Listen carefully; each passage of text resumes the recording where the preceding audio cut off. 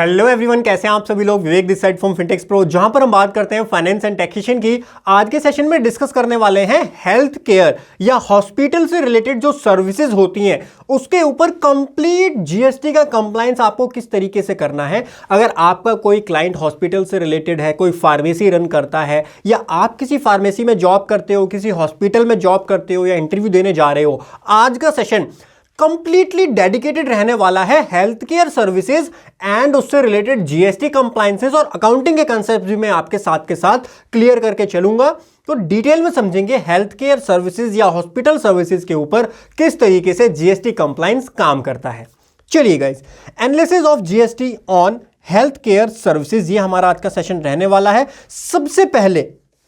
सबसे पहले हमको समझना पड़ेगा what is the definition, what is the meaning of clinical establishment. Clinical establishment का मतलब क्या है, सबसे पहले हमको यह समझना पड़ेगा। देखिए, क्लिनिकल इस्टेब्लिशमेंट मींस, इसका मतलब इसके अंदर एक हॉस्पिटल कवर हो जाएगा, एक नर्सिंग होम कवर हो जाएगा, एक क्लिनिक कवर हो जाएगा, एक सैनिटोरियम कवर हो जाएगा, और any other institution by whatever name called. कोई टेंशन नहीं है, टेंशन बस इस चीज की है दैट ऑफर सर्विसेज और फैसिलिटीज रिक्वायरिंग डायग्नोसिस और ट्रीटमेंट और care of illness, injury, deformity, abnormality और pregnancy in any recognised system of medicine in India. कहने का मतलब कोई भी इस्टेब्लिशमेंट, देखिए गवर्नमेंट ने ये एग्जम्पशन क्यों दी? डॉक्टर भगवान का रूप होते हैं, भगवान से गवर्नमेंट जीएसटी नहीं ले सकती ना, है ना। इसलिए एक इसेंशियल सर्विस होती है public health care, essential service है। तो गवर्नमेंट ने कहा जो हेल्थ केयर सर्विस है ना, इस पर हम जीएसटी चार्ज नहीं करेंगे, लेकिन इसके अंदर बहुत सारी कॉम्प्लेक्सिटीज इन्वॉल्व हैं। अगर खाली इतना आसान होता है कि भाई हॉस्पिटल की सर्विस एग्जम्प्ट है तो मैं आपको 2 मिनट में पढ़ा करके आपकी छुट्टी कर देता, लेकिन इतना आसान नहीं है, बहुत सारी कॉम्प्लेक्सिटी इन्वॉल्व होती है। हॉस्पिटल कई सारी सर्विसेज लेता भी है और कई सारी सर्विसेज देता भी है। अब हॉस्पिटल जो सर्विस देता है उसमें से कई सर्विसेज एग्जम्प्ट भी होती हैं, कई सर्विसेज टैक्सेबल भी होती हैं। तो उस पूरे का ट्रीटमेंट कैसे होगा वो आज के सेशन में आप समझोगे।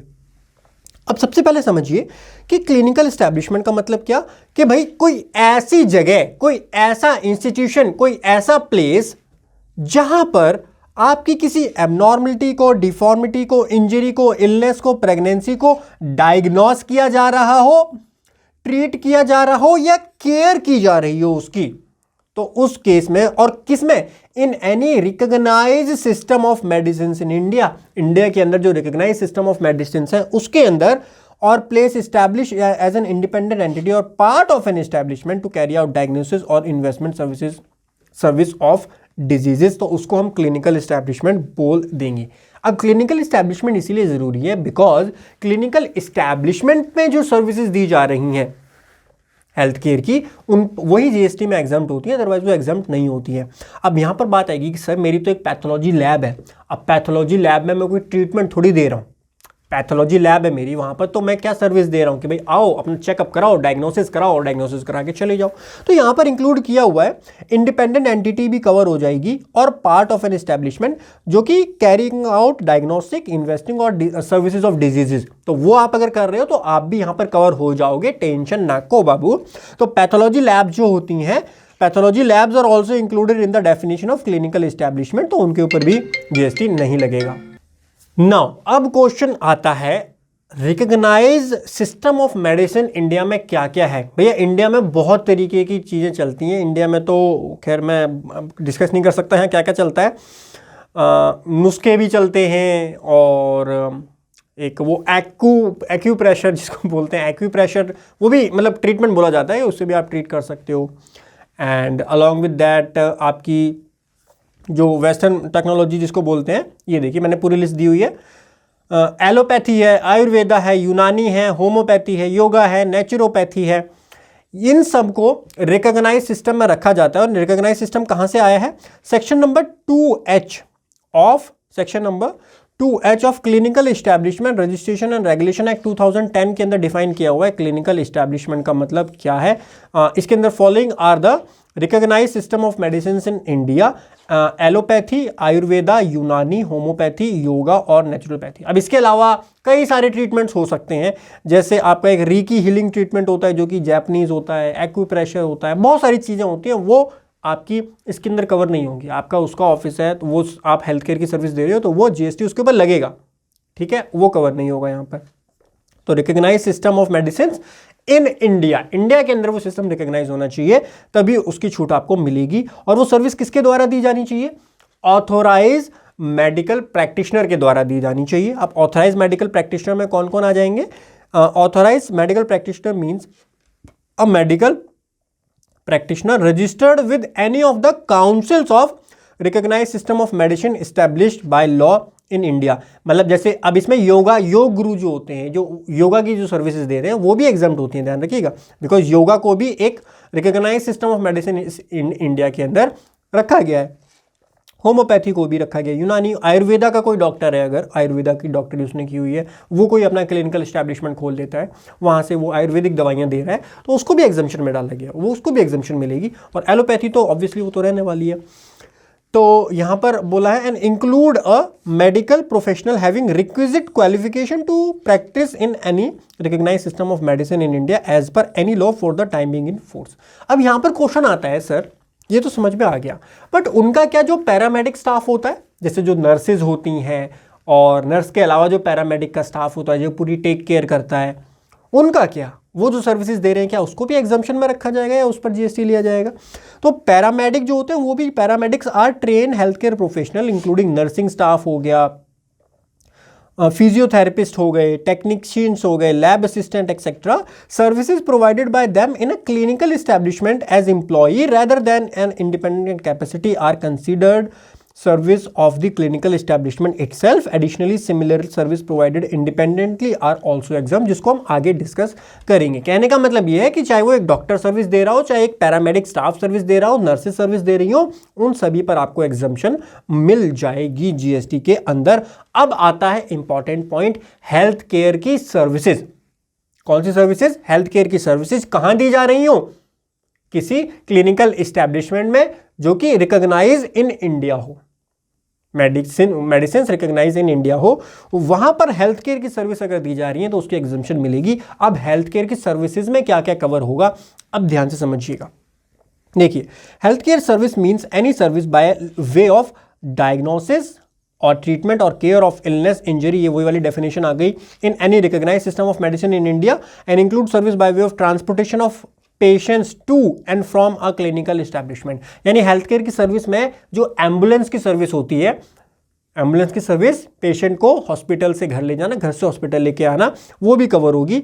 But does not include, but क्या उसके अंदर इंक्लूड नहीं किया जाएगा? इसके अंदर एक चीज इंक्लूड नहीं की जाएगी सर। क्या इंक्लूड नहीं किया जाएगा? इसके अंदर जो है वो इंक्लूड नहीं किया जाएगा, but does not include hair transplant, cosmetic और प्लास्टिक सर्जरी, ये कवर नहीं होंगे। लेकिन मान लीजिए किसी पेशेंट का एक्सीडेंट हो जाता है, रोड एक्सीडेंट हो जाता है, रोड एक्सीडेंट में उसकी जान बच जाती है, बट उसके चेहरे पर कई कट्स आ जाते हैं, कई निशान आ जाते हैं। अब वो जो पर्सन है, वो पर्सन कोई एक्टर है, कोई वो है, तो उसको ज़रूरी है, वो मेडिकल ट्रीटमेंट में ही डॉक्टर एडवाइस करता है कि हमको इसकी प्लास्टिक सर्जरी करनी पड़ेगी जिससे ये पूरी चीज़ ठीक हो जाए। तो उस केस में वहाँ पर उसको हेल्थ केयर सर्विस में इंक्लूड किया जाएगा और एग्जम्पशन दे दी जाएगी, ठीक है। लेकिन मान लीजिए मुझे अपनी ब्यूटिफिकेशन करानी है, मुझे, मेरा ये नीचे का जो लिप आपने नोटिस किया हुआ है थोड़ा सा अंदर रहता है, तो मैं चाहता हूँ कि मैं अपने इस लिप में फिलिंग, एक फिलिंग होती है, आपने देखा होगा बॉलीवुड एक्टर बहुत कराते हैं, मैं इस पर फिलिंग करा के ऐसा करा लूँ जिससे मैं अच्छा दिखने लगूँ, सुपर स्मार्ट दिखने लगूँ, लड़कियाँ मेरे पे मरने लगें। खैर, मतलब जो भी है, मतलब अगर वो मेडिकल ज़रूरी है, अब जिस बंदे का एक्सीडेंट हुआ है उसके लिए तो मेडिकली ज़रूरी है कि वो ठीक हो, वहाँ पर उसको हेल्थ केयर सर्विस में इंक्लूड किया जाएगा।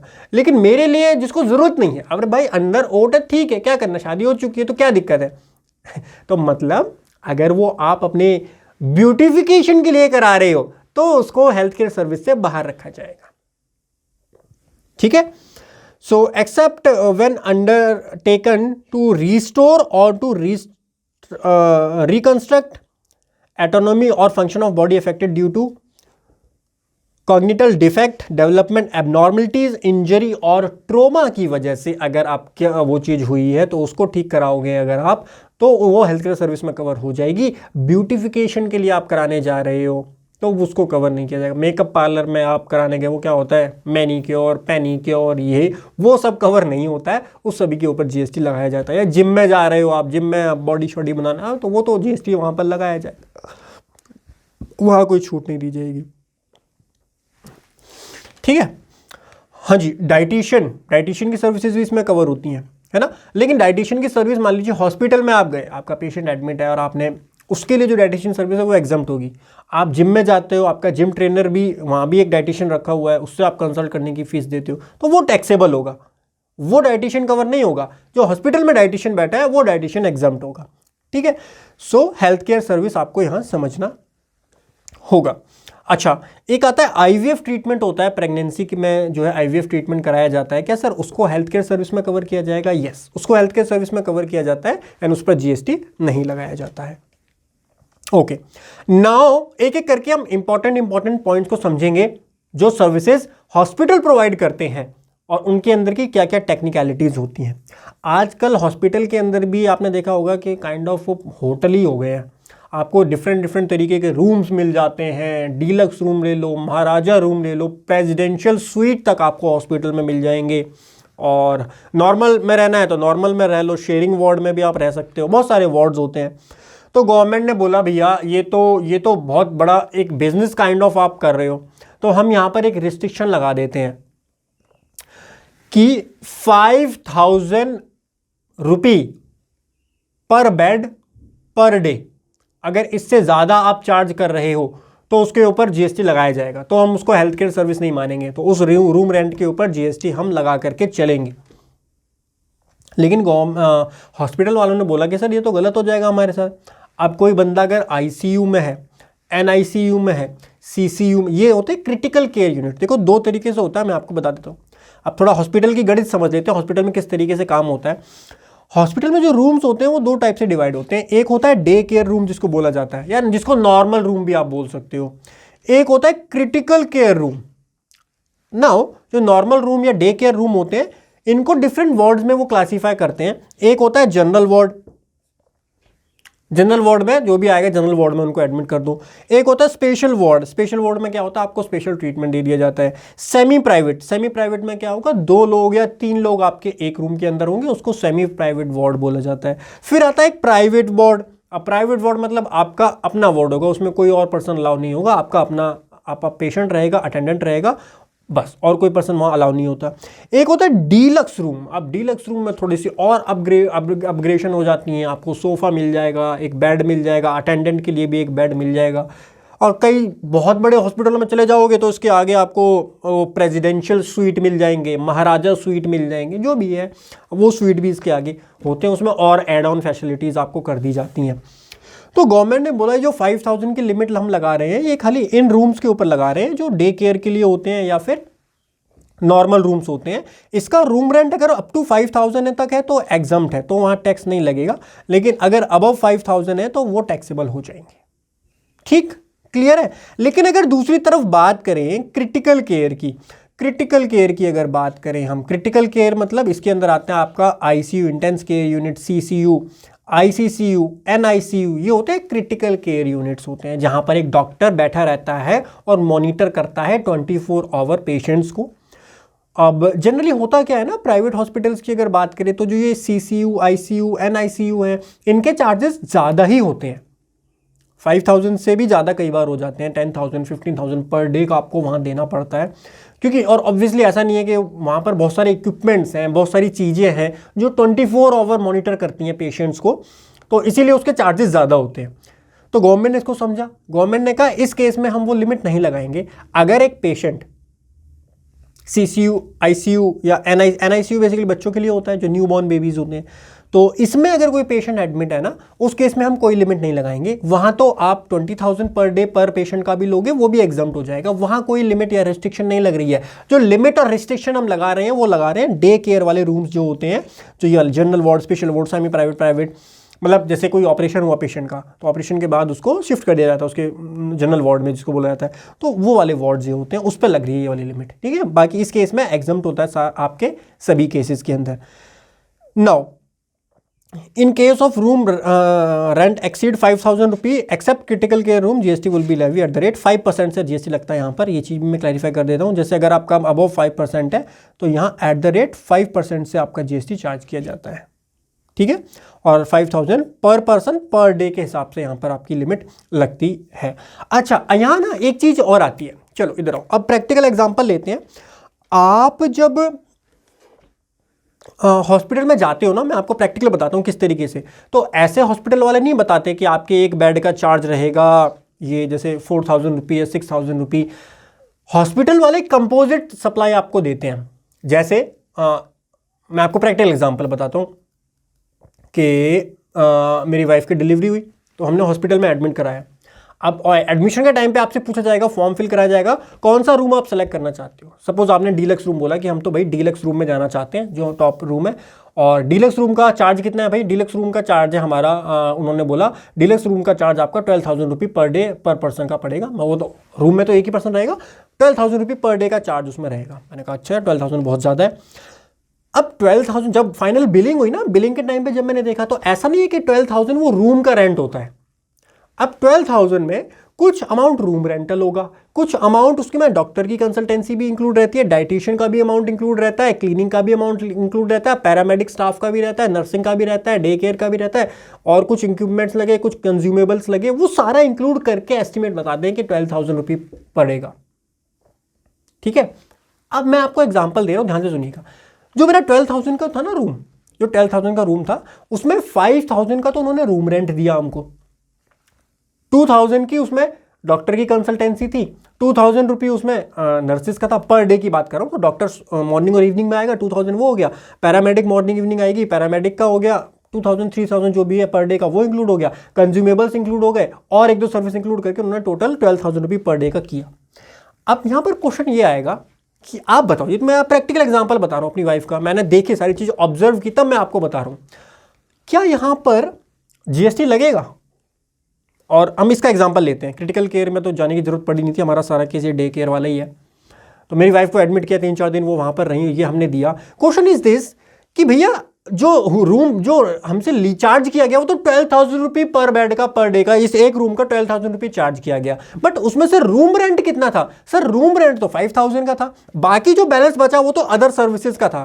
अब मैं क्लैरिफाई कर देता हूँ, ये जो अदर सर्विसेज हैं, जैसे कि ये सारी हेल्थ केयर सर्विसेज के अंदर आती है और ये सब एग्जम्प्ट होती हैं।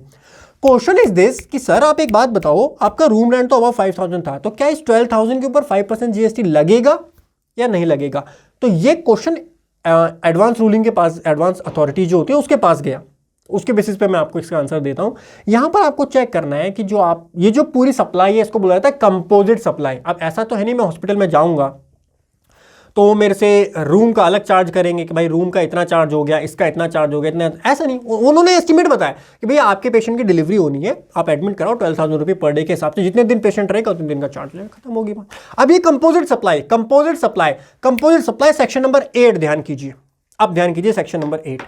सेक्शन 8 में हमने समझा था, section 8 of CGST act 2017 composite supply के अंदर जो प्रिंसिपल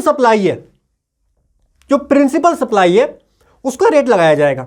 मुझे आप बताओ, अगर मुझे या मेरी वाइफ को रहना होता तो हम हॉस्पिटल में नहीं रहेंगे, हम तो एक 5 स्टार होटल में जाके रहेंगे जहाँ 12,000 रुपये पर डे का देंगे। रहने तो नहीं गए थे, रूम रेंटल लेने नहीं गए थे, हम क्या लेने गए थे? हम तो वहां पर हेल्थ केयर की सर्विस लेने गए थे। प्रेगनेंसी कवर होती है, हमने ऊपर पढ़ लिया, हम तो हेल्थ केयर की सर्विस वहां पर लेने के लिए गए थे। अब हेल्थ केयर की सर्विस जब हम वहां पर लेने के लिए गए हैं तो वो कंपोजिट सप्लाई में जो रेट लगेगा वो हेल्थ केयर वाला रेट वहां पर लग जाएगा। तो हेल्थ केयर पे एग्जाम्प्ट है, बिकॉज हेल्थ केयर, तो पूरी सप्लाई एग्जाम्प्ट हो जाएगी। क्वेश्चन इज दिस कि सर जो रूम रेंट है 5,000 वाला, रूम रेंट का बताओ 5,000 का क्या होगा? अब रूम रेंट अगर 5,000 से कम है, 5,000 या उससे कम है, इंटरेस्टिंग चीज बताऊं, अब हॉस्पिटल इस तरीके से डिजाइन करते हैं, ये टैक्स प्लानिंग भी आप कर सकते हो। अगर आपका कोई क्लाइंट है हॉस्पिटल, तो जो आप क्लाइंट को आगे बता, मतलब जो पेशेंट को आगे बताया जा रहा है रेट, आप उसको इस तरीके से स्ट्रक्चर कीजिए कि उसमें रूम रेंट आप 5000 के अंडर रखो, 5000 या उसके अंडर रखो, बाकी सारी सर्विसेज का आप ऐड कर दो। तो इससे आप कंडीशन को क्या कर सकते हो, टैक्स प्लानिंग कर सकते हो, उसमें कोई गलत चीज़ नहीं है। आप इस तरीके से टैक्स प्लानिंग कर सकता है एक हॉस्पिटल कि वो जो रेट बता रहे कंसोलिडेट रेट बताए, ठीक है, और उसमें जो आप रूम रेंटल रखो वो 5000 के अंडर रखो, जिससे कि आपको आगे कोई टैक्स का जीएसटी या रूम रेंट के ऊपर ये सारा कंप्लेंट्स करने की जरूरत ना पड़े। लेकिन अगर कोई रूम ही इतना हाई फाई रूम है, भाई कोई महाराजा या डीलक्स रूम आपने ले लिया जिसका रूम रेंट ही आ रहा है 20,000 का रूम रेंट है, 10,000 की एडिशनल सर्विसेज हैं, तो वहाँ पर जीएसटी फिर लगा दिया जाएगा 20,000 के ऊपर। हेल्थ केयर सर्विस पर नहीं लगेगा, बट उस 20,000 के ऊपर जीएसटी वहाँ पर लगा दिया जाएगा, बिकॉज वहाँ उसका जो रूम रेंट है वो यहाँ पर अलग आ रहा है। लेकिन वहाँ एक पॉइंट और आ जाता है, कौन सा वाला, कंपोजिट सप्लाई वाला। अगर रूम रेंट आप अलग से चार्ज कर रहे हो तब वहाँ जीएसटी लगेगा, ये मेरा मानना है। अब ये जो मैं व्यू दे रहा हूँ ये मेरा अपना व्यू है, यहाँ पर किसी और का व्यू डिफर भी कर सकता है। वहां पर कंपोजिट सप्लाई वाला रूल लग जाएगा कि 20,000 का रूम रेंट है और 20,000 की आपकी सर्विसेज हैं अदर वाली। अब वहां मैं रूम रेंट लेने रहने के लिए थोड़ी गया हूं। अगर हॉस्पिटल मेरे से अलग अलग बाइफरकेट करके चार्ज कर रहा है कि भाई रूम रेंट का 20,000 है, अदर हेल्थ केयर सर्विस का 20,000, तब तो उसके ऊपर जीएसटी लगेगा। लेकिन हॉस्पिटल ने मुझको एक पैकेज दे दिया, लो 1 लाख रुपए का पूरा पैकेज मेरे को ला करके थमा दिया। आजकल पैकेज चलते हैं हॉस्पिटल्स में, मैं बिल्कुल प्रैक्टिकल, कोई मैं हाइपोथेटिकल एग्जांपल नहीं दे रहा हूं, पैकेजेस में काम होता है। उसमें क्या करोगे बताओ। अब पैकेज के केस में तो वो कंपोजिट सप्लाई हो गई ना। कंपोजिट सप्लाई, मेरे फादर की एक सर्जरी होनी थी अभी, उन्होंने बोला 60,000 का पैकेज है। अब 60,000 में उन्होंने रूम भी इंक्लूड है, सब कुछ इंक्लूड है, बट मुझे नहीं पता, मेरे को उन्होंने फाइनल बिल दिया। फाइनल बिल में लिखा हुआ था कि भाई हेड सर्जरी, स्कल की सर्जरी थी, स्कल सर्जरी पैकेज, और 60,000 रुपये में से चार्ज कर लिए। अब क्वेश्चन इज दिस कि उसमें हो सकता है रूम रेंट मेरा 5,000 से ज्यादा हो, तो क्या उस 5,000 से ज्यादा वाले रूम रेंट पे जीएसटी चार्ज किया जाएगा? Answer is no. Why? Because वो कंपोजिट सप्लाई के अंदर आ गया। अब कंपोजिट सप्लाई का प्रिंसिपल ये बोलता है कि जब मोर देन वन सप्लाई है तो जो आपका प्रिंसिपल सप्लाई है उसका रेट चार्ज किया जाएगा। प्रिंसिपल सप्लाई तो हेल्थ के लिए सर्विस हुई ना, वो सर्जरी तो कवर होती है ना उसके अंदर, तो वो एग्जम्प्ट हो जाएगा। ऐसा मेरा मानना है। यहाँ पर डिफरेंट व्यू भी हो सकते हैं इस वाले पॉइंट पे, ठीक है। चलिए, तो ये आपको समझ में आया होगा किस तरीके से ये काम किया जाएगा। तो 5,000 की लिमिट तब लगेगी जब हॉस्पिटल सेपरेटली चार्ज कर रहा है, रूम रेंट अलग चार्ज कर रहा है, हेल्थ केयर सर्विस अलग चार्ज कर रहा है, तब वहाँ जीएसटी की बात आ जाएगी। नेक्स्ट आता है डॉक्टर कंसल्टेशन और पैरामेडिक स्टाफ के चार्जेस। तो भाई इस पर भी कोई जीएसटी की बात नहीं आती। ये सारा तो देव मानुष है हमारे डॉक्टर जी, इनके ऊपर कोई जीएसटी नहीं लगता। अच्छा, एक कन्फ्यूज़न कभी कभी आ जाती है कि कई बार क्या होता है कि अगर आपका खुद का क्लिनिक है तो कोई दिक्कत नहीं। अगर हॉस्पिटल है, हॉस्पिटल में क्या होता है कि कुछ एम्प्लॉयज़ भी होते हैं हॉस्पिटल के, जो डॉक्टर हैं वो एम्प्लॉयज़ हैं, कुछ कॉन्ट्रैक्ट बेसिस पर भी आते हैं। अब जो कॉन्ट्रैक्ट बेसिस पर आ रहे हैं हॉस्पिटल के अंदर, वो अपना चार्ज करते हैं प्रोफेशनल चार्ज पर विजिट का। मान लो उन्होंने कहा मैं भाई 2 लाख रुपए लूँगा एक वीक की विजिट के, या एक विजिट के मैं 20,000 लूँगा, जो भी उनकी अंडरस्टैंडिंग है, तो वो चार्ज करते हैं हॉस्पिटल से। अब उनको नहीं मतलब कितने भी पेशेंट आए उन पेशेंट को वो देखेंगे पर डे पर। डेज होते हैं उनके कि भाई मैं मंडे और फ्राइडे को आ जाऊंगा, वेडनेसडे थर्सडे को आ जाऊंगा। आपने देखा होगा एक डॉक्टर मल्टीपल हॉस्पिटल्स में जाकर सर्विस देते हैं, कॉन्ट्रैक्ट बेसिस पर वो काम करता है। अब क्वेश्चन इज दिस कि वो जो कॉन्ट्रैक्ट का चार्ज कर रहा है डॉक्टर, क्या उस पर जीएसटी लगेगा? नहीं, उस पर भी जीएसटी नहीं लगेगा, बिकॉज इवेंचुअली तो वो हेल्थ केयर सर्विस ही दे रहा है। तो कॉन्ट्रैक्ट बेसिस पर हो चाहे एम्प्लॉय बेसिस पर हो, डॉक्टर की कंसल्टेंसी और पैरामेडिक स्टाफ भी इसमें आ जाता है। जो नर्स हो गए, जो स्टाफ हो गया, वो जो सर्विस देता है, वो सारी हेल्थ केयर सर्विस के अंदर ही आता है, उस पर कोई जीएसटी नहीं लगाया जाता है। Exempt in all cases. Okay, next point आता है फूड सप्लाई। अब हॉस्पिटल में जाके आप पेशेंट को एडमिट कराओगे, ये सारी सिरदर्दी प्राइवेट हॉस्पिटल में ज़्यादा आती है। सरकारी हॉस्पिटल में तो कुछ ज़्यादा पे करना होता नहीं है इन सब चीज़ों का, तो इतनी कॉम्प्लेक्सिटी आती नहीं है। हाँ जी, प्राइवेट हॉस्पिटल में बात करें तो वहाँ कैंटीन भी होगी और आपका फूड भी आएगा। अब फूड जो आएगा वो 2 तरीके से आ सकता है।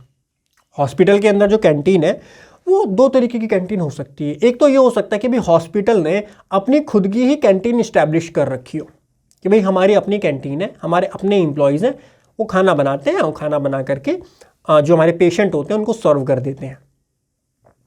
अब हॉस्पिटल में पेशेंट हैं तो अटेंडेंट भी रहेंगे। भाई पेशेंट के लिए खाना आएगा तो अटेंडेंट भूखे कहाँ मरेंगे, भैया हमारे लिए भी खाना ले आओ।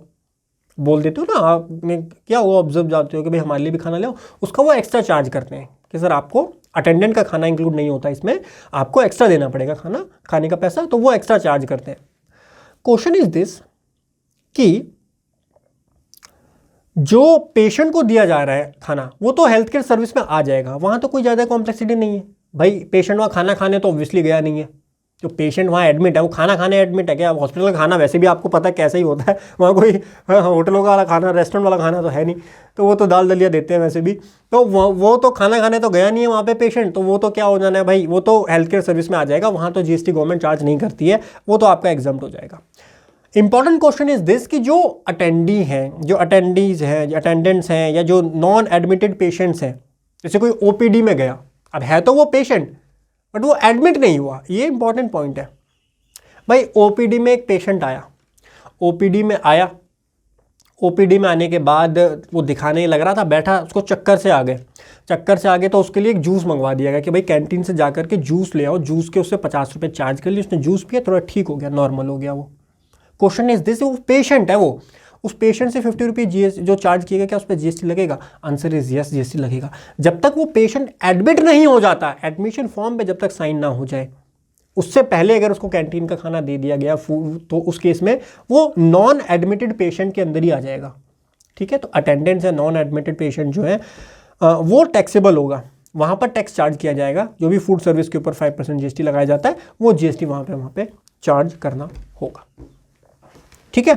उसके बाद बारी आती है, ऐसा भी तो हो सकता है कि हॉस्पिटल ने अपनी कैंटीन में तो यार बहुत सारी झंझटें हैं, बहुत सारी सिरदर्दी हैं, हॉस्पिटल ने कॉन्ट्रैक्ट किया किसी कैटर से कि आप हमारे हॉस्पिटल में आओ, दाल दलिया जो है या तो हमको आप पैकेट्स में डिलीवर कर दो, हम आपको ऑर्डर दे देंगे, या हमारे हॉस्पिटल में एक छोटा सा सेटअप बना लो, वहीं पे आप खाना बना लो, पूरा आउटसोर्स कर दिया, हमारा कोई रोल नहीं है, आप अपना मंगाओ वेजिटेबल्स वगैरह बाहर से, खाना बनाओ, हमारे पेशेंट को सर्व करो, आउटसोर्स कर दिया। हमारा काम हेल्थ केयर सर्विस देना है, खाना बनाने का नहीं है, कुक रखने का काम नहीं है, वो काम हमने आउटसोर्स कर दिया।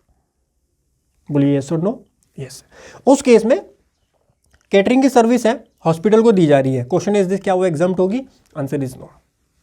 हॉस्पिटल को चाहे सर्विस हो चाहे किसी को भी हो, केटरिंग की सर्विस टैक्सेबल होती है, और चाहे हॉस्पिटल को दी जाए चाहे किसी और को दी जाए, वहाँ जीएसटी लगाया जाएगा। तो ये जो सप्लाई है, सप्लाई के ऊपर जीएसटी चार्ज किया जाएगा, चाहे वो खाना भले ही पेशेंट को दिया जा रहा हो। यहाँ 2 सप्लाई हो गई, मैं क्लैरिफाई कर देता हूँ। देखो, एक सप्लाई तो हुई जो इस कैटर ने दी, मान लीजिए एबीसी लिमिटेड कैटर है, कोई एबीसी कैटर है, एक सप्लाई एबीसी लिमिटेड ने हॉस्पिटल को दी, दूसरी सप्लाई हॉस्पिटल ने इसको दी। अरे हॉस्पिटल जो इसको दे रहा है वो फ्री में थोड़ी दे रहा है, सरकारी हॉस्पिटल को छोड़ दो, मैं प्राइवेट हॉस्पिटल की बात कर रहा हूँ। प्राइवेट हॉस्पिटल में जब आप जा रहे हो तो मेरे से अगर चार्ज किया जा रहा है कि भाई 12,000 रुपये पर डे का आपका चार्ज है, तो उसमें से मेरा 1,500 रुपीज़ पर डे का चार्ज तो खाने का होता है ना, तो ये खाने का चार्ज किया जा रहा है मेरे से, तो जो एग्जम्पशन दी जा रही है वो इस 1,500 पे दी जा रही है। अब दूसरी तरफ ये जो एबीसी लिमिटेड ने खाना दिया वो तो हॉस्पिटल को चार्ज करेगा ना, वो मेरे पेशेंट से थोड़ी चार्ज करेगा, वो तो हॉस्पिटल से चार्ज करेगा।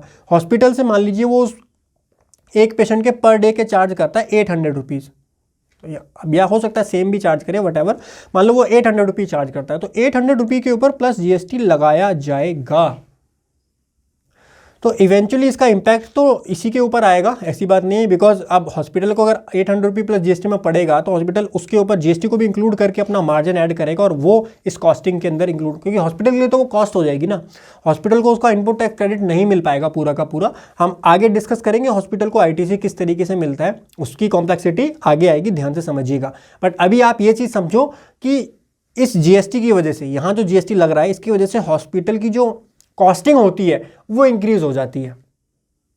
ध्यान है ना कंसेप्ट, क्योंकि आईटीसी पूरा आपको मिल नहीं पाएगा। यहाँ पे आप एग्जाम सर्विस दे रहे हो, एग्जाम सर्विस के केस में आप आईटीसी अवेल नहीं कर सकते उसके ऊपर, तो जो आईटीसी है वो आपकी कॉस्ट का पार्ट बन जाएगा। भूल जाते हो बेसिक्स, मुझे गुस्सा इसीलिए आपके ऊपर आती है, चीख चीख कर मैंने पिछले सेशंस में आपको डिटेल में समझा रखा है कि अगर आपको किसी गुड्स का, किसी सर्विस का आईटीसी नहीं मिलेगा अगर, तो वो आपके लिए एक खर्चा हो जाएगी, एक्सपेंस हो जाएगी, कॉस्ट हो जाएगी, वो आपके लिए असेट नहीं रहेगी। जनरली मैंने समझाया था आपको, जनरली आईटीसी आपकी असेट होती है, लेकिन अगर आपको उसका क्रेडिट नहीं मिलेगा तो वो आपके लिए कॉस्ट बन जाएगी, वो आपके लिए असेट बन जाएगी। जब आपके लिए कॉस्ट बन जाएगी तो हॉस्पिटल, अनफॉर्चुनेटली वो भी तो एक बिजनेस ही है, तो वो भी उसके अंदर अपना मार्जिन ऐड करके फिर हमको यहाँ कोटेशन में प्राइस इंक्लूड करके दिया जाता है। समझ पा रहे होगे आप मैं आपको क्या समझाने की कोशिश कर रहा हूँ। तो बेसिकली ये जो इनपुट है, इस इनपुट की वजह से जो पेशेंट है उसके ऊपर ही फ़र्क पड़ता है। करना चाहिए इसको भी एग्जाम, बट नहीं किया गवर्नमेंट ने। कई जगह पर गवर्नमेंट जो है थोड़ी सी चालाक बन गई, तो यहाँ पर एग्जाम नहीं किया। सर हमने तो सुना था हॉस्पिटल में सब कुछ एग्जाम होता है। समझ में आ रहा है ना वो आपको, अंदर की जब टेक्निकलिटीज़ अंदर घुसते हो तब आपको समझ में आता है कि भैया गंगा तो कुछ उल्टी भी बह रही है। चलिए, फूड सप्लाई इंपॉर्टेंट कंसेप्ट था, वो समझ लिया हमने। उसके बाद आइए ambulance service. Ambulance service exempt होती है, ठीक है। अच्छा, एम्बुलेंस सर्विस अगर आप किसी थर्ड पार्टी से ले रहे हो तो वो भी एग्जाम्प्ट होती है। मैं पहले ही क्लैरिफाई कर देता हूँ। जैसे कोई हॉस्पिटल है, उसके पास एम्बुलेंस कम है, उसने कहा मैं इसी थर्ड पार्टी से ले लेता हूँ, उसको एग्जाम्पशन दी हुई है। फूड केटरिंग में नहीं दी हुई है एग्जाम्पशन, बट एम्बुलेंस सर्विस में दी हुई है। तो ट्रांसपोर्टेशन ऑफ पेशेंट जो है उसकी आपको यहाँ पर एग्जाम्पशन मिल जाती है। Now medicine and other consumables, medicine and other consumables जो होते हैं for admitted patient are exempt. अब क्यों एग्जाम्प्ट होते हैं उसके पीछे लॉजिक बहुत सिंपल सा है, कंपोजिट सप्लाई का पार्ट बन जाते हैं वो। अब कोई हॉस्पिटल के अंदर गया है, एडमिट है पेशेंट, दवाइयाँ खाने थोड़ी गया होगा, हेल्थ केयर की पूरी सर्विस लेने गया होगा, दवाइयाँ भी उसका पार्ट ही तो है। अब ये थोड़ी बोल सकते कि भाई तुम दवाइयों का अलग है उसका अलग है। जो एक पेशेंट एडमिट है उसके लिए तो सब कुछ सेम है, उसको तो भाई हेल्दी होकर के बाहर आना है, तो उसको जो दवाइयाँ दी जा रही है उसको भी हेल्थ केयर सर्विस में कवर किया जाएगा, और हेल्थ केयर सर्विस में कवर है तो एग्जाम्प्ट है। जो भी कंज्यूमेबल्स यूज़ होते हैं, ड्रिप्स लगती हैं उसको, या आपके सर्जरी के लिए कुछ इक्विपमेंट चाहिए होते हैं, वो सारे इन हाउस पेशेंट के लिए एग्जाम्प्ट होते हैं। As they become part of composite supply and principal supply is health care service which is exempt, and hence medicine and other consumables for admitted are exempt. लेकिन GST on medicine sold to non admitted customers. अब मान लीजिए जो pharmacy है, hospital के अंदर एक pharmacy भी होती है। अब वो फार्मेसी किसके लिए होती है? बेसिकली ओपीडी पेशेंट्स के लिए होती है, या कोई बाहर से पर्सन आकर के भी वहाँ से दवाई खरीद सकता है, तो वो सभी के लिए ओपन होती है। तो जो ओपीडी पेशेंट्स हैं, मतलब जो नॉन एडमिटेड पेशेंट्स हैं, वो अगर कोई मेडिसिन खरीदते हैं तो मेडिसिन एग्जाम्प्ट नहीं है। मैं क्लैरिफाई कर देता हूँ, मेडिसिन एंड अदर कंज्यूमेबल हमने यहाँ एग्जाम्प्ट इसलिए करवाए बिकॉज वो कंपोजिट सप्लाई का पार्ट बन गए। बट जनरली मेडिसिन एग्जाम्प्ट नहीं है जीएसटी से, मेडिसिन के ऊपर जीएसटी लगाया जाता है। कुछ मेडिसिन हो सकती हैं जो हाई सीवियर केसेस में होती है, वहाँ हो सकता है गवर्नमेंट ने एग्जाम्पशन दी हो, बट जनरली जो रेट लगता है वो 5%, 12% और 18%, डिपेंडिंग अपॉन किस नेचर की है। ब्यूटी ट्रीटमेंट की कोई मेडिसिन, कोई दवाई है, 18% लगेगा। कॉस्मेटिक कोई है 18% लगता है, कोई जेनरिक मेडिसिन है 12% लगता है, कोई ज़्यादा लार्ज स्केल के लिए है कोविड वगैरह की वैक्सीन तो 5% रेट लगता है। तो इस तरीके से बायफर्केशन किया हुआ है गवर्नमेंट ने। बट मैं आपको समझाना बस ये चाहता हूँ कि मेडिसिन के ऊपर जीएसटी लगाया जाता है, ठीक है। तो वहाँ एग्जाम्पशन कुछ भी नहीं है, जस्ट बिकॉज वो कंपोजिट सप्लाई का पार्ट होता है इन हाउस पेशेंट के लिए, इसीलिए वहाँ एग्जाम्पशन हो जाती है। अगर कोई ओपीडी का पेशेंट जाकर के मेडिसिन खरीद रहा है तो जीएसटी लगाया जाएगा वहाँ पर, वहाँ कोई एग्जाम्पशन नहीं है। या कोई बाहर से आप कोई दवाई खरीद लो किसी मेडिकल से, वहाँ पर भी जीएसटी मेडिसिन के ऊपर लगाया जाता है। डायग्नोस्टिक सर्विस के ऊपर नहीं लगाया जाता। इवन दो आप कहीं बाहर से जाकर के कोई डायग्नोस्टिक टेस्ट करा रहे हो, आप अपना अल्ट्रासाउंड करा रहे हो, सीटी स्कैन करा रहे हो, एमआरआई स्कैन करा रहे हो बाहर से, उस पर नहीं लगेगा, वो तो क्लियरली एग्जाम्प्ट की हुई है। लेकिन मेडिसिन कहीं पर भी एग्जाम्प्ट नहीं की हुई है, तो मेडिसिन के ऊपर जो आउट पेशेंट या ओपीडी पेशेंट्स के लिए जो होती हैं मेडिसिन, उस पर जीएसटी लगाया जाता है। ओके सर, उसके बाद बारी आती है हॉस्पिटल्स में आपकी कई प्राइवेट शॉप्स भी होती हैं, प्राइवेट कैंटीन्स होती हैं, और हॉस्पिटल में कई जगह एडवर्टीजमेंट्स भी चल रहे होते हैं, कई चीज़ों के एडवर्टीजमेंट्स चल रहे होते हैं। तो ये सारी चीज़ें हेल्थ केयर सर्विस में नहीं आती हैं, इनके ऊपर तो जीएसटी लगाया जाता है। अब मैं आपको प्रैक्टिकल इशू समझाने जा रहा हूँ, मेडिकल लाइन से जुड़े हुए, हॉस्पिटल से जुड़े हुए। कहीं पर अगर आप इंटरव्यू देने जा रहे हो, आपके लिए बहुत हेल्पफुल रहेगी आज की क्लास, अगर स्पेशली किसी हॉस्पिटल में आप देने जा रहे हो तो। देखिए, एक हॉस्पिटल कौन कौन सी सर्विसेज देता है। हॉस्पिटल जो है रूम रेंट की सर्विस देता है, कंसल्टेंसी की सर्विस देता है। जो कंसल्टेंसी कौन सी? टैक्सेशन की। अरे भाई, हॉस्पिटल में टैक्स की कंसल्टेंसी लेने थोड़ी जाओगे, आपकी मेडिकल कंसल्टेंसी। सर्जरी आपकी होती है हॉस्पिटल में, डायग्नोस्टिक ट्रीटमेंट होता है आपका, एम्बुलेंस की सर्विस देता है आपको, फूड सप्लाई की सर्विस, एडवर्टीजमेंट और शॉप रेंट। ये सारा हमने अभी थोड़ी देर पहले डिस्कस किया, जो ऊपर एनालिसिस किया था, दोबारा से मैं नहीं समझाऊंगा, लेकिन आपको एक बर्ड आई व्यू दे दिया कि ये सारी सर्विसेज जो वो हॉस्पिटल देता है।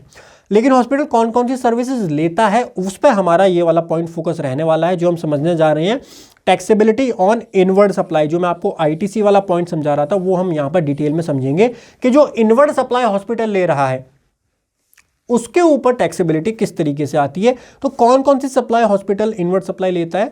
सबसे पहले डॉक्टर और पैरामेडिक की सर्विस हो सकता है, वो उसके एम्प्लॉय हैं, या हो सकता है कॉन्ट्रैक्ट बेसिस पर हो। कोई भी केस हो, दोनों केस में एग्जम्प्ट होगा, कोई दिक्कत नहीं है, कोई जीएसटी वहां नहीं लगाया जाएगा। नेक्स्ट है मेडिसिन। मेडिसिन जो है वो टैक्सेबल होती है जो उसने बाहर से ली है। ध्यान रखिए, मेडिसिन बाहर से वो ले रहा है और इन हाउस भी यहाँ पर भी वो मेडिसिन प्रोवाइड कर रहा होगा। यहाँ पे मेडिसिन भी आएगी जो मैंने शायद मेंशन नहीं की मेडिसिन, लेकिन ये दो डिफरेंट सप्लाई है ना, आप एक चीज को समझो। यहाँ पर मेडिसिन भी आएंगी आपकी, यहाँ पर जो मेडिसिन आएंगी वो हमने अभी समझी थोड़ी देर पहले। अगर आप इन हाउस दोगे, मतलब एडमिटेड पेशेंट को दोगे, एडमिटेड पेशेंट को दोगे तो एग्जम्प्ट है, किसी बाहरी पेशेंट को दोगे तो टैक्सेबल होता है वो। लेकिन जो मेडिसिन हॉस्पिटल परचेज करेगा, वो भाई हॉस्पिटल परचेज करेगा वो मेडिसिन, उस पर तो टैक्स लगाया जाएगा, उस पर कोई एग्जम्पशन नहीं मिलती है। उसके बाद बात करें कैंटीन की, तो कैंटीन का हमने डिस्कस कर लिया। अगर आपकी इन हाउस कैंटीन है तो कोई जीएसटी आएगा नहीं, भाई आपकी अपनी कैंटीन है तो जीएसटी का क्या पॉइंट बना वहाँ पर। फिर तो हाँ, जीएसटी उन चीज़ों पे लगेगा जैसे आप कैंटीन के लिए जो सामान खरीदोगे, है ना, जैसे फल सब्जियों पे तो लगेगा नहीं। अगर आप कोई फ्रूट्स वेजिटेबल खरीदते हो, फ्रूट्स वेजिटेबल एग्जम्प्ट होती हैं। मैंने पिछले सेशन में आपको समझाया था, जो गुड्स होती हैं, जो हमारी वेजिटेबल्स और फ्रूट्स होते हैं, जनरली वो एग्जम्प्ट होते हैं। कुछ केसेस में टैक्सेबल हो सकते हैं, but generally fruits vegetables exempt होते हैं। लेकिन कुछ सामान टैक्सेबल भी हो सकते हैं, जैसे मसाले वगैरह हैं, स्पाइसेस वगैरह हैं, प्री पैक चीज़ें होती हैं, तो वो सारी चीज़ें टैक्सेबल भी हो सकती हैं। तो डिपेंडिंग अपॉन कि क्या आप परचेज कर रहे हो, जो इनपुट आएगा उसके ऊपर टैक्स आपका लगाया जा सकता है। दूसरी चीज़ होगी, अगर आपने आउटसोर्स ही कर रखी है कैंटीन, कि मैं किसी थर्ड पर्सन को दे दी कि खाना बनाने का काम हमारा नहीं है, हमने तो आउटसोर्स कर दी। आउटसोर्स के केस में तो जो वाला पर्सन है वो टैक्स वहाँ पर लगाएगा, वहाँ एग्जम्पशन नहीं मिलती। अच्छा, सिक्योरिटी की सर्विस भी हॉस्पिटल लेता है। कई बार तो हॉस्पिटल खुद ही हायर कर लेता है कि भाई हम अपना हायर कर लेंगे, सिक्योरिटी अपने रोल पर रख लेंगे। बेसिकली सिंपली होता क्या है कि आप हॉस्पिटल के रोल पर रहोगे या किसी और पर्सन के रोल पर रहोगे। तो हॉस्पिटल ने अपने रोल पर रखा है तो आप हॉस्पिटल के एम्प्लॉय हो, एम्प्लॉयर के रिलेशन हो गया तो आप तो सेक्शन 7 से बाहर होगे, सप्लाई की डेफिनेशन से बाहर होगे, कोई सप्लाई नहीं होती है वो, वहाँ तो कोई जीएसटी का पॉइंट नहीं आता। लेकिन बात है अगर कॉन्ट्रैक्ट की, तो कॉन्ट्रैक्ट के केसेस में आपको देखना होगा, सिक्योरिटी सर्विसेज अगर दी जा रही है तो सिक्योरिटी सर्विसेज में रिवर्स चार्ज भी लगता है और फॉरवर्ड चार्ज भी लगता है।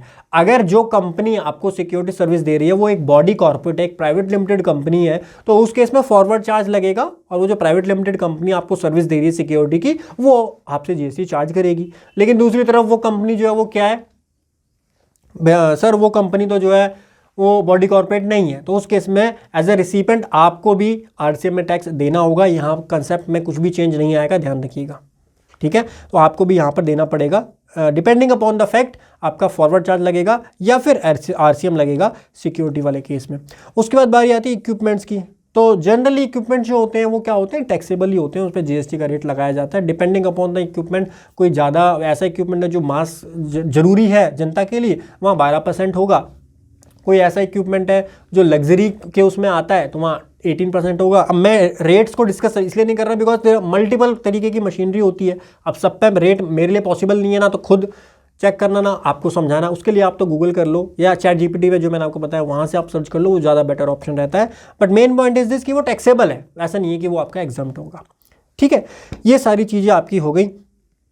अब आता है इंपॉर्टेंट क्वेश्चन, ध्यान से समझिएगा। Now let's discuss about the availment of ITC on inward supply bye hospital. Hospital ने जो आपको सर्विस दी उसके ऊपर आईटीसी उसको कैसे मिलेगा, बिकॉज इसमें कई सारी चीज़ें ऐसी हैं जो टैक्सेबल है, जैसे मेडिसिन हो गई या इक्विपमेंट्स हो गए, उस पर इक्विपमेंट्स पे आपको मिल जाएगा। अब इक्विपमेंट्स में जो मिलेगा वो कैपिटल इनपुट होगा, और आउटसोर्स किया कैंटीन का तो यहाँ पे भी आपसे टैक्स लिया जाएगा। और अगर आपका इन हाउस है तो इन हाउस में भी तो हो सकता है आपने कुछ ऐसी इनपुट लिया हो जिस पर जीएसटी लगता हो, तो काफ़ी सारा आईटीसी आपके पास यहाँ पर आ जाएगा। क्वेश्चन इज दिस कि जो आईटीसी आएगा उसका कितना आईटीसी आप ले सकते हो, कितना आईटीसी आपको रिवर्स करना होगा। यहाँ पर अगर आप एक चीज़ नोटिस करेंगे तो आपकी कई सारी सप्लाई एग्जम्प्ट है, कई सारी नहीं, मोस्टली एग्जम्प्ट सप्लाईज ही होती हैं हॉस्पिटल की, मोस्टली सप्लाई एग्जम्प्ट होती है। कुछ सप्लाईज टैक्सेबल होती हैं खाली, जैसे कि शॉप को रेंट पे देना, ये टैक्सेबल है। आपका एडवर्टीजमेंट टैक्सेबल है। फूड सप्लाई जो आप बाहर के पेशेंट को दे रहे हो, आउट पेशेंट ओपीडी पेशेंट या अटेंडेंट जो होते हैं उनको दे रहे हो, वो टैक्सेबल होता है। एम्बुलेंस एग्जाम है, diagnostic exam, surgery exam, consultant exam, room rent पे फिर वो आएगी 5,000 से ज़्यादा का रूम रेंट है तो वो टैक्सेबल हो जाता है। मोस्टली आप ये मान के चलो कि ज़्यादातर सर्विसेज एग्जम्प्ट होंगी, लेकिन कुछ पोर्शन आपका टैक्सेबल का भी वहाँ हो सकता है। तो सर उस केस में हम आईटीसी कैसे अवेल करेंगे वो आप हमको बताइए। आपको प्रैक्टिकली बता दूँ, देखो क्या करना है आपको। आप अगर किसी हॉस्पिटल में अकाउंटिंग करने जा रहे हो, जो भी बिल आ रहा है आपके पास, चाहे वो इनपुट का हो, चाहे कैपिटल गुड्स का हो, चाहे सर्विस का हो, उसको आप बुक करोगे क्या, एज अ असेट। क्योंकि इनपुट क्या होता है आपका, असेट होती है, करंट असेट्स के अंदर आप उसको बुक करोगे। उसके बाद जब आपका एक मंथ कंप्लीट हो गया, मान लो आपने पिछले मंथ की पूरी अकाउंटिंग करी, आपने सारे परचेज के बिलों को बुक कर दिया है करंट असेट्स के अंदर, सीजीएसटी इनपुट, एसजीएसटी इनपुट और आईजीएसटी इनपुट करंट असेट्स में आपने ट्रांसफर कर दिया है। नाउ अब आपको पिछले महीने का जीएसटी निकालना है। तो जब आपने जीएसटी निकाला पिछले महीने का, तो कैसे आप काम करोगे, आपको ध्यान रखना, अब आपको रिवर्स करना होगा आईटीसी। रूल नंबर 42 के अकॉर्डिंग आप आईटीसी को रिवर्स करोगे। रूल 42 और सेक्शन 17 के अंदर ये होता है basically apportionment of ITC. Section 17 जो होता है वो अपोर्शनमेंट ऑफ आईटीसी होता है, रूल 42 जो होता है वो होता है किस तरीके से रिवर्सल होगा आपका कॉमन इनपुट टैक्स क्रेडिट का। ठीक है, अब कॉमन इनपुट टैक्स क्रेडिट क्या होता है वो समझाता हूं आपको। देखिए, टोटल आईटीसी जो हॉस्पिटल का है उसमें एक तो होगा एक्सक्लूसिवली फॉर टैक्सेबल सप्लाई। आपने जो टैक्सेबल सप्लाई दी उसके लिए ही जो आपका इनपुट आया है, एक तो वो होगा। जैसे आप ये मान लो एडवर्टीजमेंट है, अब एडवर्टीजमेंट कहाँ होगा, एडवर्टीजमेंट के लिए एडवर्टीजमेंट टीवी पे होगा। आपने 10 टीवी मंगाई, ध्यान से सुनिएगा, 10 टीवी मंगाई केवल उस एडवर्टीजमेंट के लिए। वहाँ कोई डॉक्टर की मॉनिटरिंग नहीं होगी, वहाँ कोई हॉस्पिटल का सीसीटीवी की मॉनिटरिंग नहीं होगी। उन 10 टीवी के अंदर ना एडवर्टीजमेंट चलेगी दूसरे हॉस्पिटल्स की, या डॉक्टर अपनी एडवर्टीजमेंट कराना चाहते हैं, कोई और XYZ बाहर का पर्सन एडवर्टीजमेंट कराना चाहता है, तो उनकी एडवर्टीजमेंट उन 10 टेलीविजन के ऊपर चलेगी।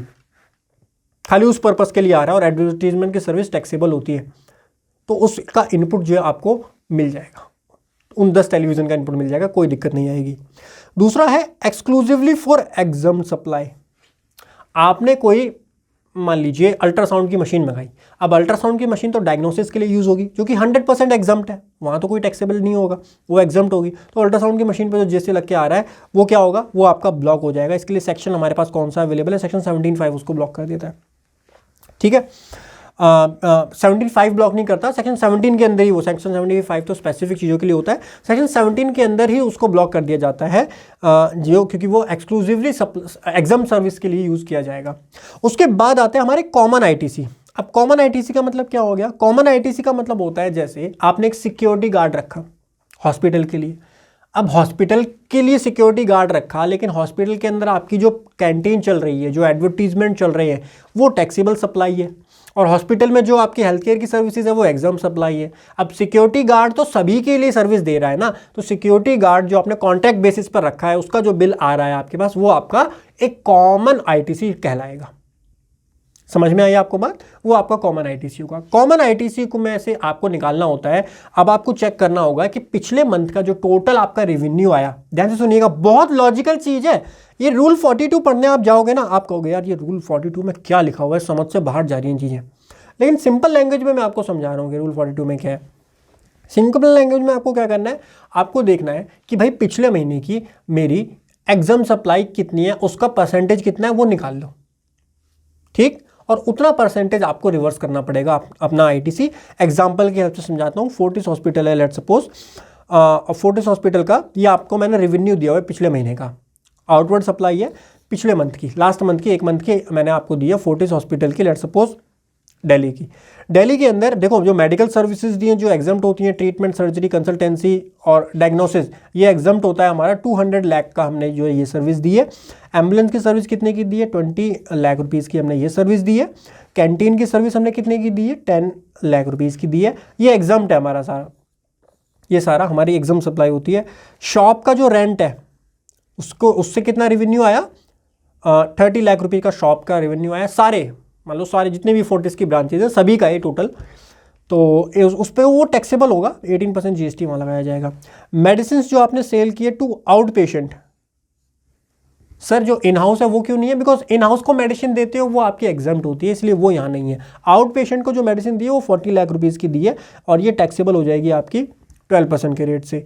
एडवर्टीजमेंट स्पेस जो आपका है, advertisement space within the hospital premises, ये भी टैक्सेबल होगा 18% से। 15 लाख रुपए का रेवेन्यू आपको यहाँ से जनरेट हुआ। प्रीवियस मंथ की टोटल टर्नओवर है, तो प्रीवियस मंथ का टोटल टर्नओवर आपका हो गया 315 लाख रुपीज़ का आपका टर्नओवर हो गया। और उसके बाद में टोटल टर्नओवर 315 लाख रुपीज़ हो गया, और यहाँ पर आपका एग्जाम 230 लाख है।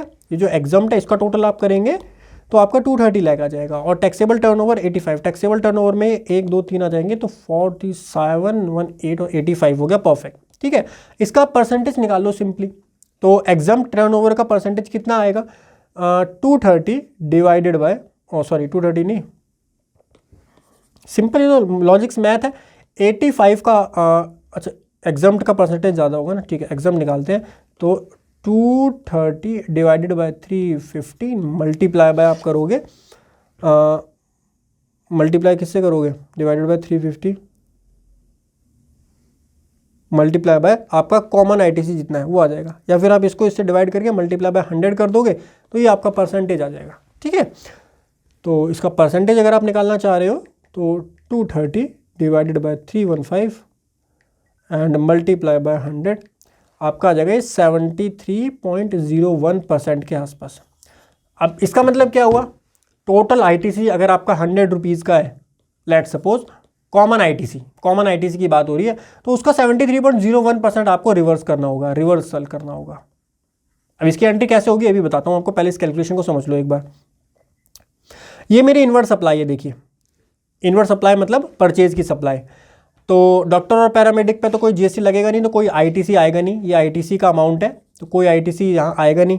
उसके बाद मेडिसिन जो आपने परचेज की 12% के रेट से परचेज की, 12 लाख रुपीज़ का ये आईटीसी आ गया। कैंटीन की सर्विस आपकी इन हाउस है तो यहाँ कोई जीएसटी का पॉइंट नहीं बनता। सिक्योरिटी सर्विस आउटसोर्स की हुई है, 6 लाख का वो बिल आता है हमारा मंथली। मेडिकल इक्विपमेंट्स जो है, मेडिकल इक्विपमेंट्स 12% के 10 लाख के हमने परचेज किए। एडवर्टीजमेंट स्पेस जो है, एडवर्टीजमेंट एक्सपेंस होते हैं, एडवर्टीजमेंट एक्सपेंस जो है वो 18% के हिसाब से 3 लाख रुपीज़ का एक्सपेंस हुआ। ठीक है, तो रेवेन्यू आता है तो उसके लिए एडवर्टीजमेंट के लिए एक्सपेंस भी आपको करना पड़ता है। शॉप की मेंटेनेंस वगैरह भी करनी पड़ेगी, जो आपने रेंट पे दिए हुए हैं, तो 5 लाख का आपका मंथली का मेंटेनेंस का उसका बिल आता है शॉप का, तो ये 18%। अब जो शॉप का मेंटेनेंस का बिल आपका एक्सक्लूसिवली आता है तो ये एक्सक्लूसिवली टैक्सेबल सप्लाई के लिए है, तो क्या ये कॉमन क्रेडिट में जाएगा, नहीं ये कॉमन क्रेडिट में नहीं जाएगा। एडवर्टीजमेंट एक्सपेंस जो है ये सभी के लिए, तो ये आपका कॉमन आईटीसी के अंदर चला जाएगा। उसके बाद मेडिकल एक्सपेंडिचर है या कोई ऐसा आईटीसी जो आप डिवाइड ही नहीं कर पा रहे हो, डिवाइड नहीं कर सकते टैक्सेबल में कितना एग्जाम्प्ट ना, वो कॉमन आईटीसी में चला जाता है। मेडिकल इक्विपमेंट, अब मेडिकल इक्विपमेंट कोई आया जो दोनों में यूज़ हो रहा है, कोई मेडिकल इक्विपमेंट दोनों जगह पर यूज़ हो रहा है तो वहाँ पर वो क्या हो जाएगा, वो भी कॉमन आईटीसी के अंदर आपका कवर हो जाएगा। या कोई ऐसा इक्विपमेंट आया जैसे हॉस्पिटल के एंट्री के लिए सिक्योरिटी वाला जो गेट होता है, एंट्री और एग्जिट के लिए तो क्यों होगा, एंट्री के लिए, तो सिक्योरिटी गेट से तो हर कोई जाएगा, जरूरी थोड़ी वो एग्जाम सप्लाई वाला पर्सन भी वहाँ से जाएगा, टैक्सेबल भी जाएगा, तो उसको डिवाइड नहीं किया जा सकता। तो कई सारे इक्विपमेंट ऐसे होते हैं जो टैक्सेबल सप्लाई के लिए भी यूज़ किए जाते हैं, एग्जाम के लिए भी यूज़ किए जाते हैं, तो इसलिए वो यहाँ पर कवर हो जाएंगे। या प्रिंटर है, अब प्रिंटर तो कहीं कहीं भी यूज़ हो सकता है, वो तो कॉमन चीज़ है, तो ऐसे इक्विपमेंट जो है वो आपके यहाँ पर आ जाएंगे। सिक्योरिटी की सर्विस आ जाएगी, वो भी आपकी कॉमन आईटीसी में आ जाएगी, 6 लाख की है। तो आपका टोटल जो कॉमन आईटीसी है, मेडिसिन परचेज भी आपके कॉमन आईटीसीज में आ जाएंगी। क्यों, बिकॉज मेडिसिन जो आपने परचेज किया वो मेडिसिन हो सकता है कि कुछ मेडिसिन आपकी जाएँ इन हाउस में, कुछ मेडिसिन जाएँ आउट पेशेंट्स में या ओपीडी पेशेंट्स में, तो वो कॉमन के अंदर आ जाती हैं आपकी। तो आप इसका टोटल करेंगे तो कितना आएगा आपका, टोटल आईटीसी 36 लाख का है जो कि कॉमन आईटीसी है। ठीक है, टोटल आईटीसी अवेलेबल, अच्छा ये टोटल 36 का है, ये जो इसका टोटल है वो 36 लाख का है, और इसमें से एक्सक्लूसिव आईटीसी जो है ये 5 लाख का है, ये वाला, इसको आप हटा देंगे तो 31 लाख का आपका बच जाएगा कॉमन आईटीसी, ये आपका कॉमन आईटीसी। अब कॉमन आईटीसी में से कितना परसेंट, 73% जो निकाला था ना आपने, 73.01%, तो 31 का 73.01% आप निकाल दोगे, वो मैंने ये फॉर्मूले के थ्रू निकाला हुआ है। 31 डिवाइडेड बाय 315 मल्टीप्लाई बाय 230, तो आपका 22.63 आया है। से लॉजिकल समझोगे चीज़ें, फॉर्मूले में जाने की जरूरत नहीं है, मैंने आपको फॉर्मूला रटवाना ही नहीं है कोई, मैं लॉजिक से समझाऊंगा चीज़ें, लॉजिक से बहुत इजीली समझ जाओगे, जाने की जरूरत ही नहीं फॉर्मूले में। अरे यार आप मुझे एक चीज़ बताओ, पिछले महीने मेरा कॉमन आईटीसी 31 लाख रुपीज़ का है, मैं आपको कह रहा हूँ कि पिछले महीने मैंने 315 का टोटल मेरी सप्लाई हुई, उसमें से 230 की मेरी एग्जाम सप्लाई है, तो उस प्रोपोर्शनेट में बांट दूं ना उसको, मैं सिंपली यही तो बोल रहा हूँ आपसे। अब वो किस तरीके से आप करोगे वो आपकी हेडेक है। आप फॉर्मूले को रटना चाहते हो, रटना चाहते हो तो रट लो, मैं रटवा देता हूं। देखो जी, डिवाइड में डालो, कितना रिवर्सल होगा, मैं फॉर्मूला लिखवा देता हूं। ये आ जाएगा आपका, फॉर्मूला लिख लो भाई। कई लोग होते हैं कि नहीं सर, नहीं सर समझ नहीं आया, सर फॉर्मूला बताओ, समझ नहीं आया फॉर्मूला, लो भाई फॉर्मूला लिख लो भाई, तुम्हारे लिए फॉर्मूला बता दो। कॉमन आईटीसी मल्टीप्लाई बाय, नीचे आएगा टोटल सप्लाई, ऊपर आएगा एग्जम्प्ट सप्लाई। इतना रिवर्सल आपको करना है। ये लीजिए सर, ये लीजिए, यही तो लिखा है मैंने, 31 का common ITC divided by this. Total supply कितनी है, टोटल सप्लाई 315 की है, और एग्जम्प्ट सप्लाई कितनी है 230 की, तो 22.63 लाख रुपीज़ का आ जाएगा। बाकी आप 31 लाख का ये निकालोगे तो आपका सेम आना चाहिए। मैं निकाल लेता हूँ एक बार, 31 इंटू 73.01% निकाल लो, 22.63, परफेक्ट। ठीक है, तो आपको ये आईटीसी रिवर्स करना पड़ेगा। अब रिवर्सल कैसे होगा, रिवर्सल की एंट्री कैसे मारोगे वो सुनो ध्यान से। मैंने आपको एक चीज़ बताई, जितना आईटीसी आया टोटल 36 लाख का, वो आपने कहाँ बुक कर रखा है अभी, आपने बुक कर रखा है करंट एसेट्स के अंदर, क्योंकि आपने अपने नॉर्मल लेजर में डाला हुआ है ना। नॉर्मल लेजर से वो कहाँ आएगा, आपके पीएनएल के लेजर में आएगा, पीएनएल के लेजर में आएगा। तो उसके लिए एंट्री सुन लो अब ध्यान से। ये एंट्री जो मैं आपको प्रैक्टिकल एंट्री बता रहा हूँ, जो आप अपनी टैली में अकाउंटिंग में डालोगे, आप डेबिट करोगे, आईटीसी एक्सपेंस का एक लेजर बनाओ, जिसको आप डाल दो पीएनएल के अंदर, या इनडायरेक्ट एक्सपेंस के अंदर, पीएनएल में डाल दो। एक सेकेंड, इसको आप पीएनएल इनडायरेक्ट एक्सपेंस के अंदर डाल दो। कितना, 22.63 लाख का। ठीक है, और इसमें से 2 CGST, 2 SGST और 2 IGST उस प्रोपोर्शनेट में बांट दो। पिछले मंथ में देखो कितना प्रोपोर्शन है आपका तीनों का, और तीनों का प्रोपोर्शनेटली आप डिवाइड यहां पर कर दो। जितना टोटल आईटीसी पिछले महीने का है उतने उसके प्रोपोर्शन में डिवाइड कर दो। लेट सपोज अगर यहां 1 रुपये का है तो यहां भी 1 रुपये का होगा। ऑब्वियसली सी और एस तो बराबर होगा ना पिछले महीने का आईटीसी, और सी में लेट सपोज 2 रुपये का आईटीसी है। मैं आपको एग्जांपल के लिए खाली बता रहा हूँ, या 200 कर लो तो आपको इजीली समझ आ जाएगा। मान लीजिए इतना इतना आईटीसी था, तो ये इसका प्रोपोर्शन बन गया। अब इसको इस प्रोपोर्शनेट में डिवाइड कर लो, ठीक है, इस अमाउंट को। ये चीज़ें लॉजिकल होती हैं। देखो, आप अंदर घुस करके उसके टेक्निकलिटीज़ में जाना चाहोगे तो बहुत सारी टेक्निकलिटीज़ निकल जाएंगी। लॉजिकली किसी चीज़ को समझोगे तो बहुत ईजी है कि भैया आप उसका रिवर्सल किस तरीके से करोगे। इसका रिवर्सल इस रेशियो में आप इसको बांट दो। 22.63 जो है, 22.63 डिवाइडेड बाय CGST और SGST आपका 1 ये कितना हो गया 2 3 4, इसको डिवाइड कर दो 4 से। ठीक है, तो आपका आ जाएगा 5.6575। ये लैक्स में फिगर है, सारी फिगर लैक्स में, ठीक है, 5.6575 और मल्टीप्लाई बाय 2 से कर दोगे तो ये आपका आ जाएगा 11.315। ये आपका आईटीसी रिवर्स हो गया। जब आप आईटीसी क्लेम करते हो, ये इनपुट CGST यहाँ पे इनपुट का लेजर हो गए, इनपुट इनपुट इनपुट इनपुट। जब आप क्लेम करते हो तो डेबिट करते हो ना ये लेजर्स। जब परचेज की एंट्री मारते हो डेबिट करते हो ना, तो अब जब रिवर्स करोगे तो इन तीनों को क्रेडिट करोगे। क्रेडिट करके जितना प्रोपोर्शन पिछले महीने का था उस प्रोपोर्शनेट में आपने डिवाइड कर दिया, उतना आपका आईटीसी माइनस हो गया, रिवर्स हो गया। रिवर्स होकर के आपके पीएनएल में चला गया। इसका मतलब आपकी कॉस्ट में बढ़ गई। यही तो मैं समझा रहा था कि कॉस्ट बढ़ जाती है, आपकी कॉस्ट इंक्रीज हो जाती है। इस तरीके से आप टैली के अंदर या अपनी बुक्स के अंदर रिवर्सल की एंट्री मंथली बेसिस पर करोगे। इसमें नरेशन में डालोगे कॉमन आईटीसी रिवर्स्ड। बोलिए यस और नो। ये मैं आपको प्रैक्टिकल चीज समझा रहा हूं, इस तरीके से काम करना होता है।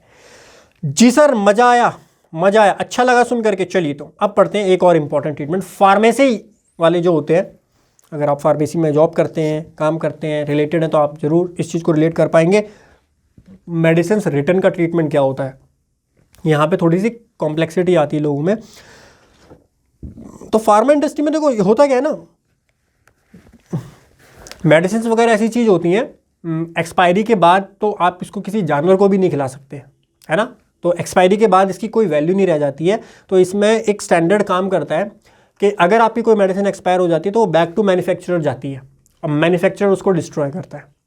ठीक, तो इस तरीके से मेडिसिन रिटर्न की यहाँ बात होती है। तो मेडिसिन रिटर्न को किस तरीके से आप ट्रीट करेंगे। आपकी एक फार्मेसी है, मेरी एक फार्मेसी की दुकान है, मैंने खरीद रखा है, बहुत सारा माल मेरे पास रखा हुआ है। अब कुछ दवाई मेरे पास रखे रखे ख़राब हो गई, तो मैंने क्या करा, उसको वापस करना है मेरे को।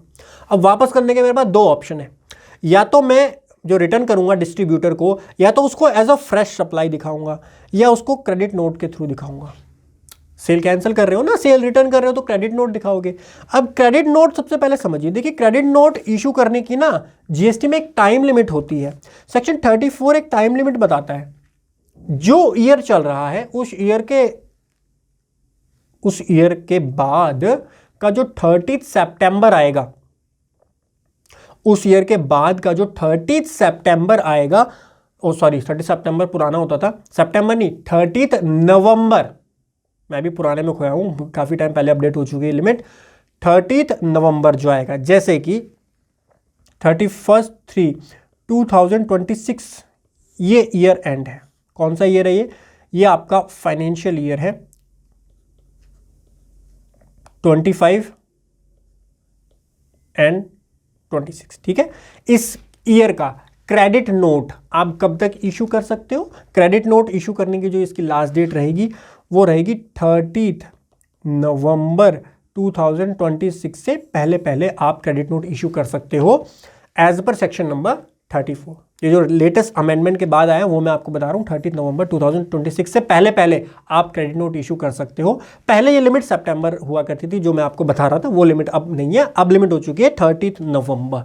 ठीक है, इससे पहले आप इशू कर सकते हो। बट सर होता क्या है ना, ये बात समझाने के लिए तो थ्योरेटिकल ठीक है। कई बार क्या होता है कि किसी गुड्स की जो एक्सपायरी होती है वो 2 साल के बाद होती है। अब 2 साल के बाद अगर करोगे तो क्रेडिट नोट तो आप इशू कर नहीं सकते। अब क्रेडिट नोट के थ्रू अगर बनाओगे तो फिर जीएसटी को कैसे रिवर्स करोगे। तो उस केस में अगर क्रेडिट नोट इशू करने की टाइम लिमिट निकल चुकी है तो आप उसको एज अ फ्रेश सप्लाई वापस कर दो। मतलब उसको ऐसे दिखाओ कि अब आप सेल कर रहे हो डिस्ट्रीब्यूटर को। ठीक है, आप डिस्ट्रीब्यूटर को जो सेल करोगे उस केस में क्या होगा, अब यहाँ पे 3 तरीके के डीलर हो सकते हैं, 3 तरीके की फार्मेसी हो सकती है। एक फार्मेसी ऐसी है जो नॉर्मल सप्लायर में कवर होती है, एक फार्मेसी ऐसी है जो कंपोजिट डीलर में कवर है, एक फार्मेसी ऐसी है जिसके पास जीएसटी नहीं है। अब क्यों नहीं जीएसटी, भाई टर्नओवर ही मेरी क्रॉस नहीं होती, मेरी टर्नओवर ही क्रॉस नहीं होती। 40 लाख गुड्स, मेडिसिन गुड्स हो गई, 40 लाख को क्रॉस ही नहीं होती है, मैं दिल्ली में काम करता हूँ तो मेरे लिए ज़रूरत ही नहीं है जीएसटी नंबर लेने की। तो तीनों केसेस में मेडिसिन रिटर्न करते टाइम क्या ट्रीटमेंट रहेगा वो समझिए ध्यान से। जो नॉर्मल सप्लायर है वो टैक्स इनवॉइस इशू करेगा। अब टैक्स इनवॉइस जब वो इशू करेगा तो उसमें जो रेट लगाया हुआ था ओरिजिनल इनवॉइस में, उसी रेट से वो उस मेडिसिन को वापस कर देगा। रेट एज पर ओरिजिनल इनवॉइस, जो ओरिजिनल इनवॉइस का रेट है उस रेट से जितनी मेडिसिन आपकी बची उसको आप वापस कर दो एक्सपायरी के साथ में।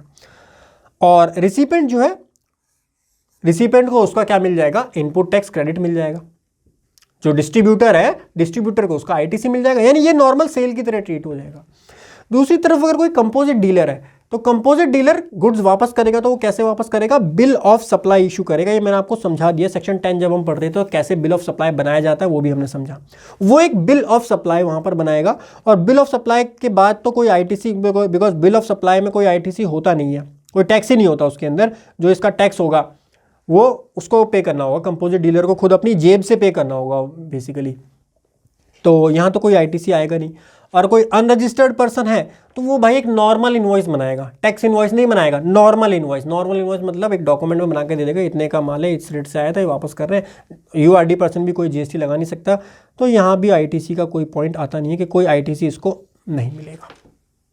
ठीक, ओके। अब बात आती है काउंटर पार्टी की, यानी डिस्ट्रीब्यूटर की। अब डिस्ट्रीब्यूटर को एक्सपायर गुड्स मिला तो डिस्ट्रीब्यूटर भी उसको क्या करेगा, आगे रिवर्स कर देगा। सेम प्रोसेस वो अपनाएगा, या तो फ्रेश सप्लाई या क्रेडिट नोट, और उसके बाद में वो मैन्युफैक्चरर को पहुंचा देगा, जो मेन फार्मा कंपनी है जो बनाती है वो दवाइयाँ। अब उसके पास वो पहुंच गया, उस पर अगर इनवॉइस पे आईटीसी लग के आया तो उसको आईटीसी मिल जाएगा। ठीक है, अब एक्सपायर गुड्स आई है तो एक्सपायर गुड्स का बताओ क्या करेगी फार्मा कंपनी, उस पर क्या पैकेजिंग चेंज करके बेच देगी। भाई इतना सेंसिटिव मैटर है कि इस पे ऐसी चीज़ चलेगी नहीं। अगर आपकी मेडिसिन एक्सपायर हो गई है तो किसी काम की नहीं रह गई है, वो आपको वो डिस्ट्रॉय ही करनी पड़ेगी। तो मैन्युफैक्चरर जब उसको डिस्ट्रॉय करेगा तो यहाँ पर एक सेक्शन आपको समझना होगा, सेक्शन 17 सब सेक्शन 5। जब एक फार्मा कंपनी एक्सपायर्ड मेडिसिन को क्या कर रही है, डिस्ट्रॉय कर रही है, तो उसके ऊपर जो आईटीसी है वो उसको रिवर्स करना होगा। अब सर यहां पर दो तरीके का आईटीसी आया, जैसे आप ये वाला केस देखो, एक आईटीसी तो वो होगा अगर वो डिस्ट्रॉय कर रही है तो वहां पर आईटीसी रिवर्सल होगा, डिस्ट्रॉय नहीं कर रही है तो आईटीसी रिवर्सल नहीं होगा। अब डिस्ट्रॉय कब नहीं करेगी, जैसे आपने किसी सप्लायर को एक्स्ट्रा माल भेज दिया और तब वापस आया है, तब डिस्ट्रॉय करने की जरूरत तो नहीं है, तब तो वो आगे किसी और को भेज देगी माल, तो डिस्ट्रॉय नहीं होगा मेडिसिन, तो वहाँ पर रिवर्सल की ज़रूरत नहीं पड़ेगी। लेकिन अगर कोई एक्सपायर्ड माल आता है, एक्सपायर्ड के केस में क्रेडिट नोट डलता है और माल आता है फार्मा कंपनी के पास, तो आईटीसी रिवर्सल आता है। अब आईटीसी रिवर्सल किस अमाउंट का किया जाए, ये क्वेश्चन आता है। क्यों? क्योंकि देखो मेडिसिन बनाने में कई सारी चीज़ें लगी होती हैं। एक तो रॉ मटेरियल आपका लगा है, क्या आप उसका आईटीसी रिवर्स करोगे, या ये आईटीसी जो आपने क्लेम किया इसका आईटीसी आप रिवर्स करोगे? तो ये वाला आईटीसी आपको मिला, तो जो ये वाला आईटीसी आपको मिला, अगर एक नॉर्मल सप्लायर से माल आपका वापस आ रहा है, ध्यान से सुनो मेरी बात को, अगर फार्मा कंपनी के पास जो माल वापस आया वो एक नॉर्मल रजिस्टर्ड पर्सन से आया है जिसने आपको एज अ फ्रेश सप्लाई करके दिया, तो आपको उसका आईटीसी मिल गया होगा। या फिर क्रेडिट नोट आया है with in the time issue हुआ था, तो क्रेडिट नोट में जो आईटीसी है उस वाले आईटीसी का रिवर्सल, उस वाला आईटीसी का रिवर्सल आपको करना होगा यहाँ पर, इस वाले केस में उस आईटीसी का आपको रिवर्स करना होगा। लेकिन अगर आपको मान लीजिए किसी कंपोजिट डीलर से आया वो इनवॉइस या वो माल वापस, या अनरजिस्टर्ड पर्सन से माल आपके पास वापस आया, उस केस में आप रिवर्सल कैसे करोगे? उस केस में रिवर्सल करोगे, आपको ये चेक करना होगा कि मेरी यूनिट कॉस्ट कितनी आती है उस मेडिसिन को बनाने की। तो उस यूनिट कॉस्ट के बेसिस पर आप निकालोगे कि मेरा कितना आईटीसी, उस जितनी भी गुड्स मैं डिस्ट्रॉय, जितनी मेडिसिन मैं डिस्ट्रॉय करने जा रहा हूँ उसमें मेरा कितना आईटीसी है रॉ मटेरियल का, वो आईटीसी आपको यहाँ पर रिवर्स करना होगा एज पर सेक्शन नंबर 17(5). ये सारे हमारे पॉइंट्स थे related to health care service in India जो आपको ध्यान रखने हैं। अगर आप कहीं इंटरव्यू देने जा रहे हो तो आज की क्लास आपके लिए इंपॉर्टेंट होगी। अगर किसी हॉस्पिटल में इंटरव्यू देने जा रहे हो, किसी फार्मा कंपनी में इंटरव्यू देने जा रहे हो, या किसी मेडिकल शॉप पर आप काम करते हैं या उससे जुड़े हुए हैं, तो आपके लिए आज का सेशन जो है जीएसटी के सभी कंप्लायंसेस हमने उस केस में डिस्कस किए। आशा करता हूँ आपको सेशन पसंद आया होगा। मिलता हूँ आपको अगले सेशन में, तब तक हंसते रहिए, मुस्कुराते रहिए। Bye bye, take care.